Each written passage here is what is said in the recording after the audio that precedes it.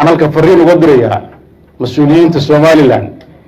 إن أي فايل كاس دبوا في ريال تاريخ في عنها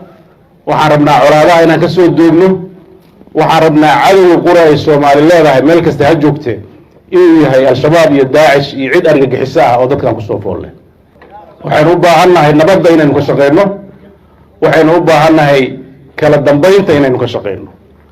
وحنوبا عنا هي reer Puntland hadaynahay waxaanu qiraynaa inaan diyaar u nahay inaan dadka walaalaheena ee Soomaaliyeed ee deegaanka aan wadaagno inaan nabad kula noolaano annagoo xuquuqdeena ilaashanayna sidoo kale annagoo ixtiraamayna xuquuqda dadka dariska ay leeyihiin waxaan rabaa inaan halka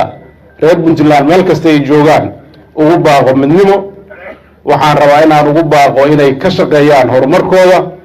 waxaan rabaa inaan ugu baaqo inay ixtiraamaan hay'adaha dawladda iyo kala dambeynta iyo hay'adaha dastuuriga ah ee siyaasadda lagu maareeyo iyo wax kasta oo yimaada in lagu maareeyo habka iyo hanaanka ugu habboon ee diinteena xaniifka ah iyo shuruucdeena dalka ayna siinayso